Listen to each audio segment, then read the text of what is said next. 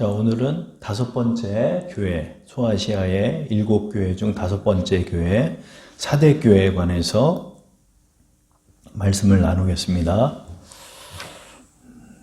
이 사대 지역은 어디였을까요? 에베소 교회에서 북동쪽으로 80km 지점에 위치하고 있는 지역으로서 5개의 교통도로가 열려 있어서 교통의 요지였고, 모직업과 염색업이 발달하여 상공업이 발달하였습니다.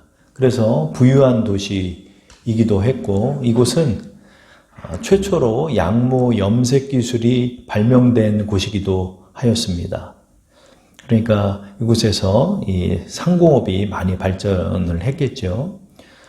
사대는 또한 농산물의 교역으로도 큰 부를 누렸고, 사대를 흐르는 팍톨루스 강에는 또 사금이 많이 나왔어요. 그래서 또 이 모래 사금을 캐어서 또 부강한 그런 도시가 되었지요. 사대는 부유한 도시로서 사치스럽고 음탕한 도시이기도 했지요. 그렇죠? 한편이 발전을 하면 또 죄악이 또 자라나는 것이 또 그 인간의 속성이기 때문에 음탕한 도시이기도 했습니다. 이곳 역시 황제 예배가 성행하였고, 사이벨레라는 우상을 숭배하였고, 프리지아라는 여신을 섬겼어요. 이 프리지아라는 여신은 또 곡식의 결실을 이루어주는 여신으로 믿고 또 우상으로 섬겼던 지역이죠. 그러니까 도시는 발전했고 또 우상 숭배는 팽배해 있는 도시 역시 이 사대라는 거죠. 이 사대교회는 어떤 교회였을까요? 사대교회 설립에 관한 기록은 없어요. 그러나 그리스도의 책망으로 알 수 있는 것처럼 영적 퇴보와 무기력함을 드러내고 있으며, 예배의 모임과 가르침이 있기는 하지만 온전하지 못했고, 진리에 대한 갈망이나 성장에 대한 열망이 사라져버려 경건의 모양은 있으나 경건의 능력이 사라진 그런 교회였다라는 거죠.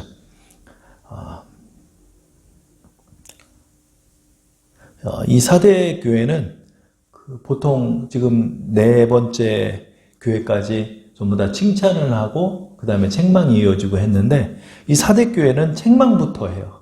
책망부터 시작되는 교회. 그래서 이 사대 교회를 기점으로 해가지고 이제 교회가 세상으로 좀 많이 휩쓸려 버리는 교회들이 이제 나와요. 그래서 최악의 이제 교회는 이제 라우디게아 교회가 이제 나오기도 하는데, 보통 이제 책망받는 것도 있고 하지만은 교회 전체적으로 이제 사대 교회에서부터는 살았다 하나 죽은 교회다, 이렇게 하나님이 직접적인 책망을 하게 되는 것을 우리가 보게 되죠. 그래서 사대교회는 그런 교회였다라는 걸 알 수 있고요. 사대교회의 이 발신자 역시 그리스도이신데, 그리스도를 어떻게 표현하나 볼게요. 계시록 3장 1절 우리 한번 다 같이 읽어보겠습니다. 사대교회의 사자에게 편지하라. 하나님의 7영과 7별을 가진 이가 이르시되, 내가 내 행위를 아노니 내가 살았다 하는 이름은 가졌으나 죽은 자로다. 그렇죠?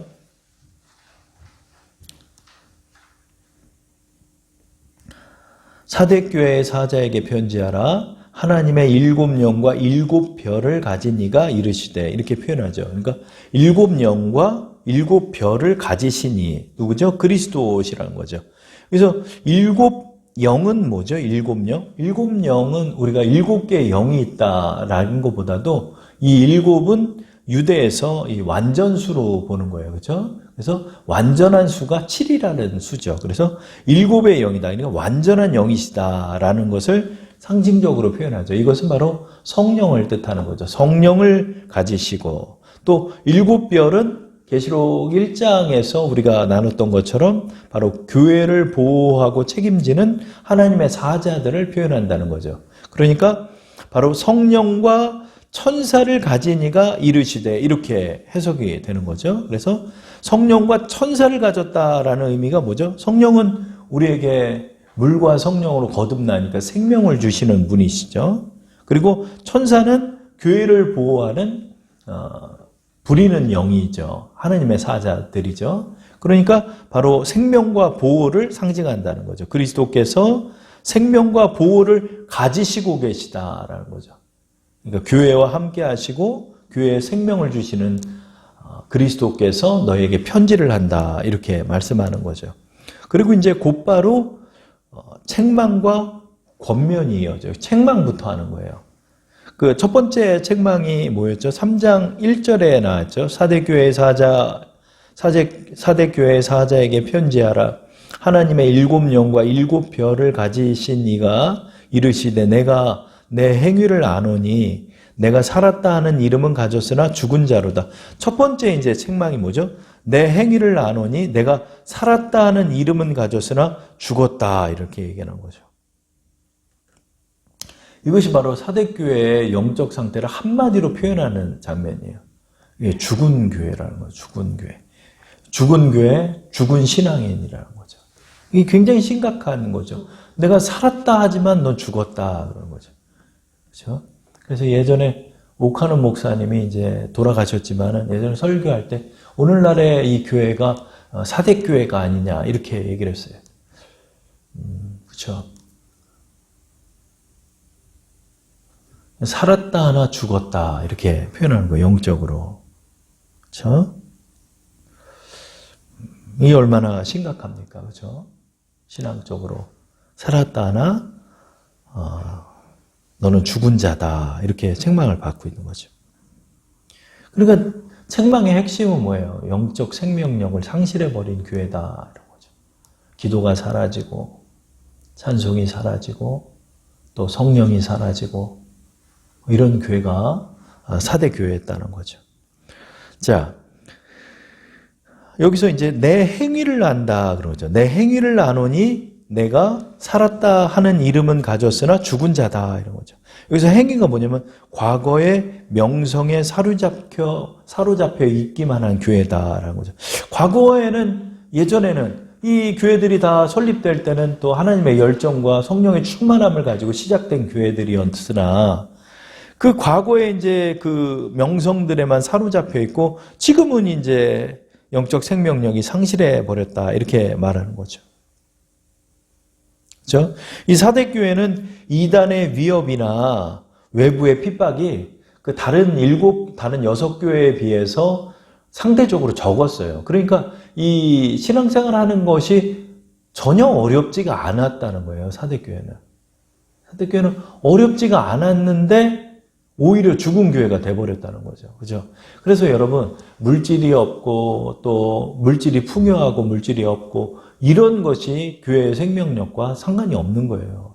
그죠? 내가 얼마나 뜨겁게 하나님을 사랑하고 그 신앙을 지키느냐가 중요한 것이지, 외부적인 환경은 사실은 사대는 좋았다는 거예요. 서머나 교회나 이런 교회에 비해서는 좋았다는 거예요. 막 다른 교회에서는 감독들이 화형을 당해서 죽고 이러는 때 상대적으로 핍박도 적었지만 이 교회의 감독이 누군지는 모르나 이 교회는 생명력을 상실하고 말았다는 거죠. 왜 그러냐? 이교 문화나 주변 환경과 타협하여 생명을 잃어버린 교회가 됐다는 거죠.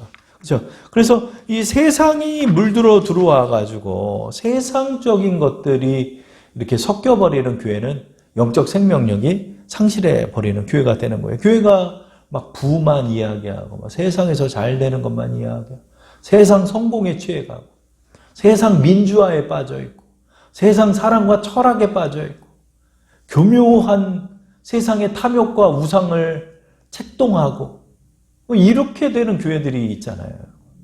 그렇죠? 그러면 어떻게 되죠? 바로 성령이 소멸하고 바로 교회의 생명력이 상실해 버린다는 거죠.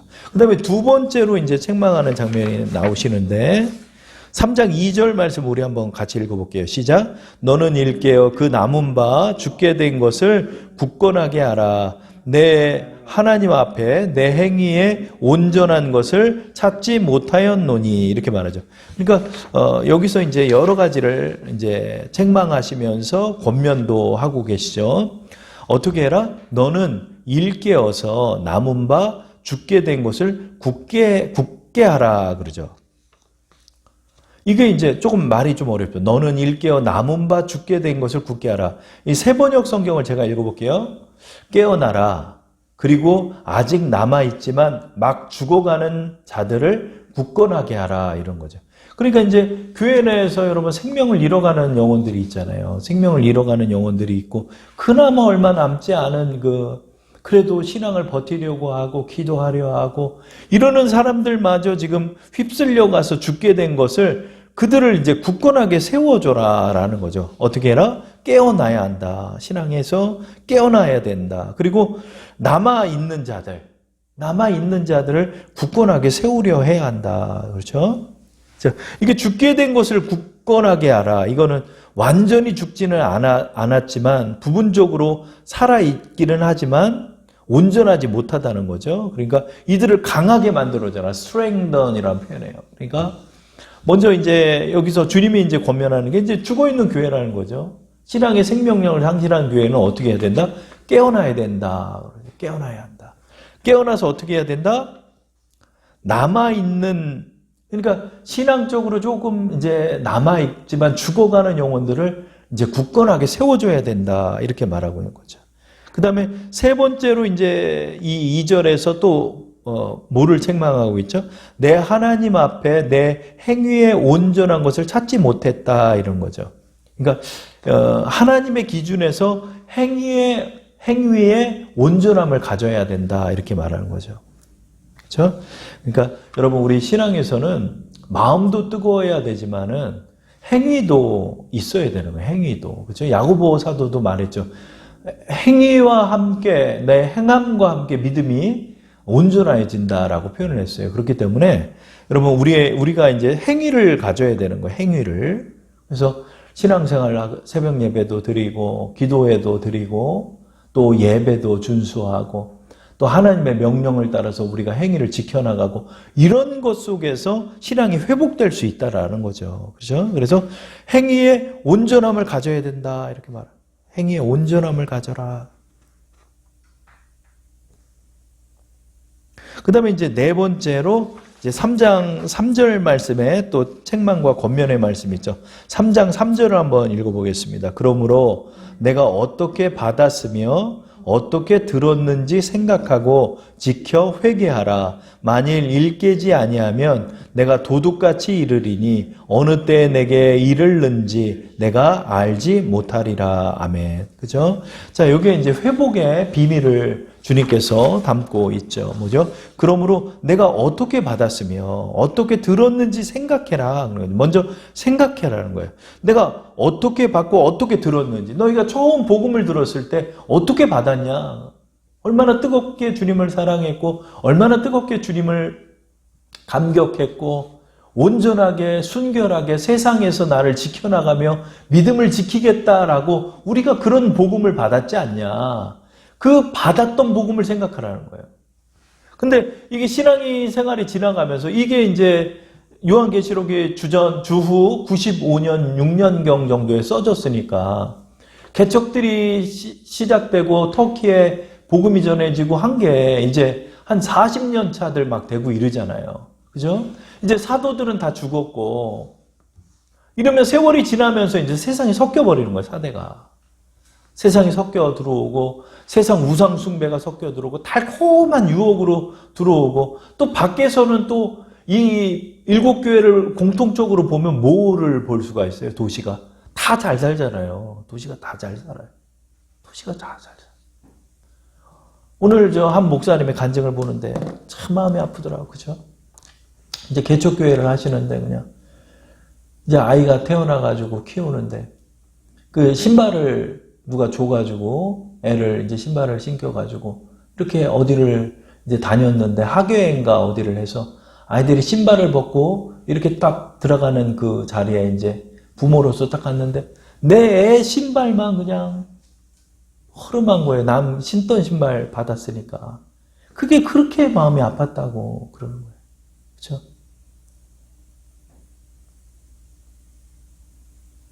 그런 것처럼 여러분 이 교회들의 입장을 보면 지금 이 소아시아의 7지역을 보면 다 잘 살잖아요. 지금 다 잘 살잖아요. 로마의 비호 아래서 이게 도시가 그냥 그 상업의 중심지, 공업의 중심지로서 자리를 잡다 보니까 이 땅 여기는 너무나 잘 사는 지역이에요. 너무나 잘 사는 지역. 상대적으로 이곳에서 믿음을 지키니까 얼마나 척박했으며 또 얼마나 어려웠겠어요.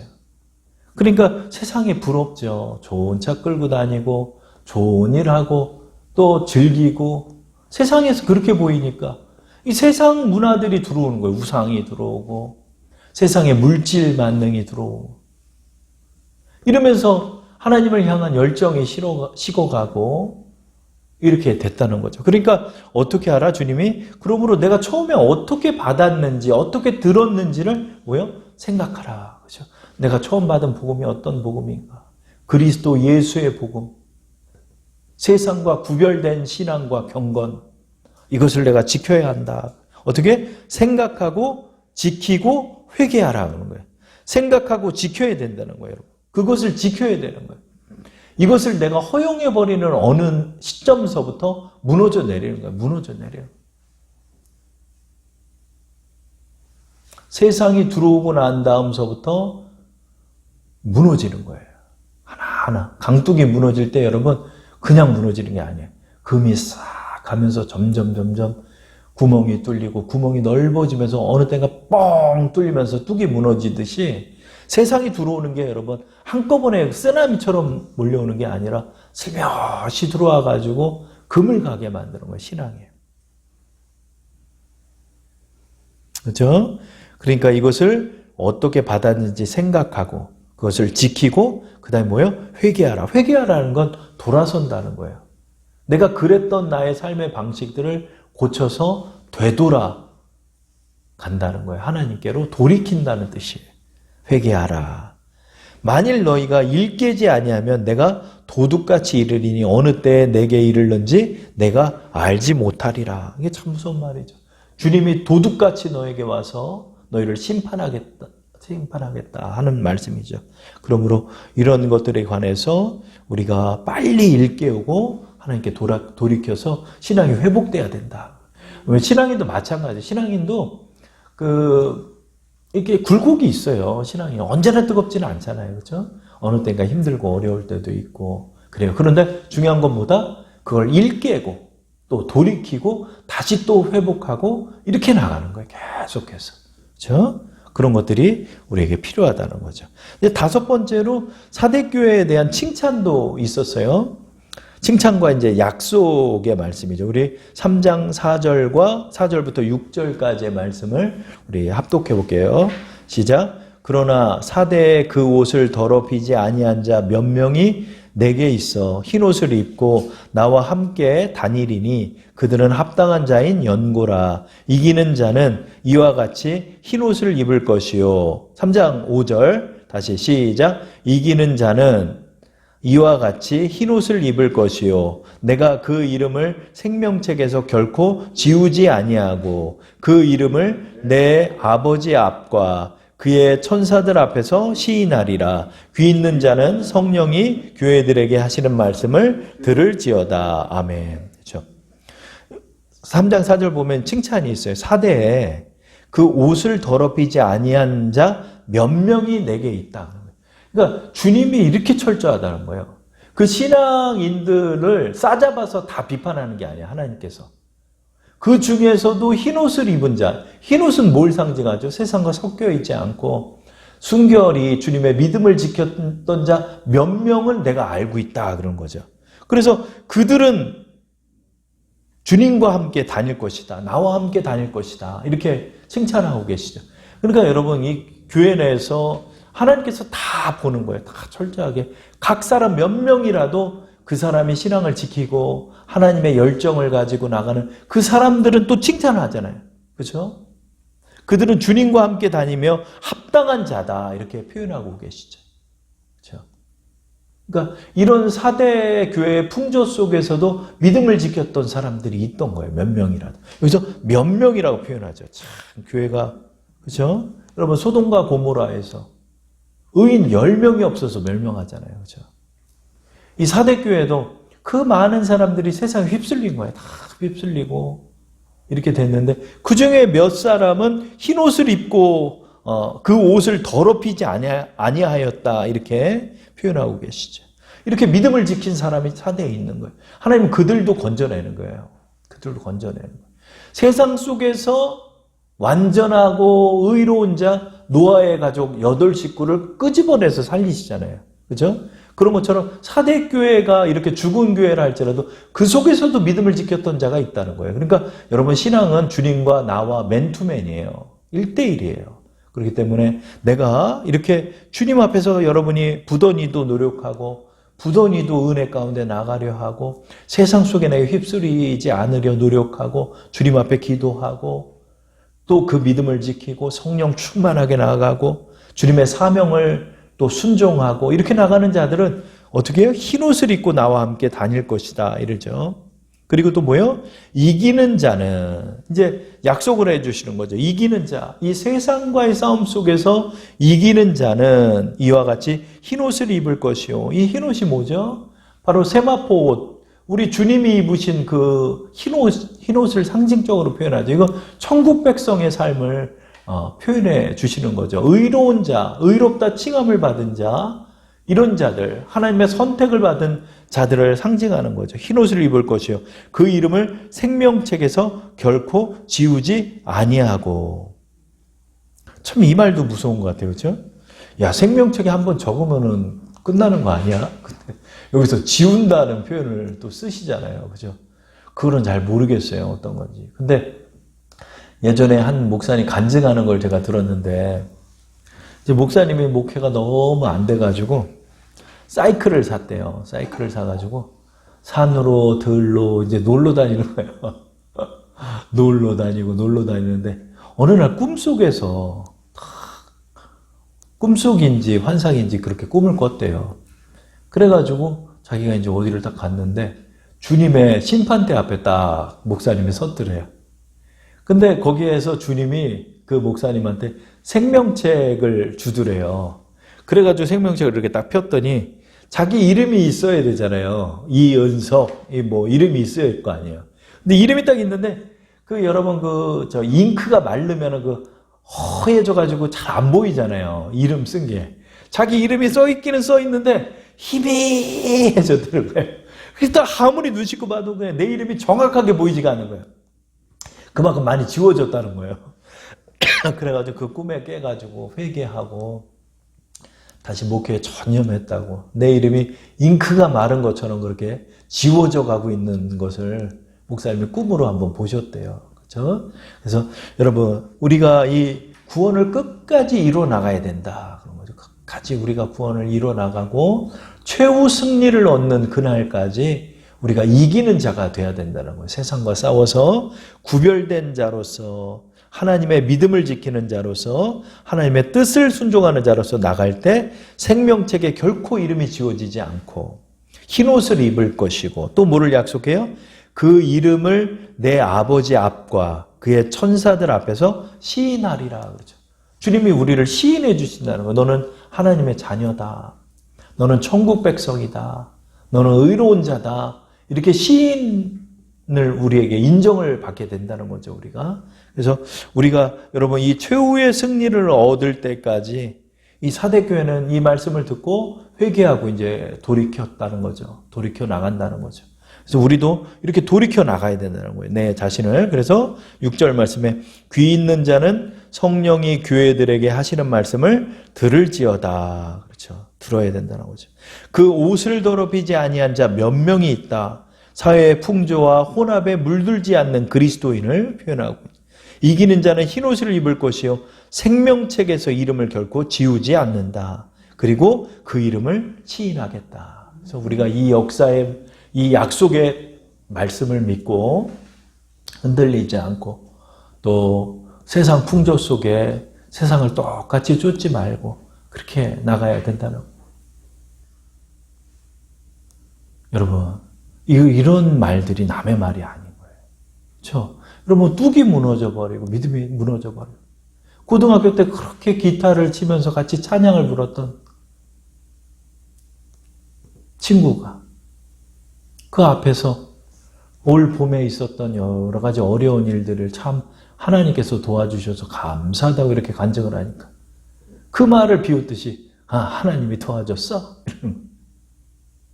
믿음이 한 톨도 남아있지 않아. 싹 걷어가는 거예요, 사단이요, 여러분.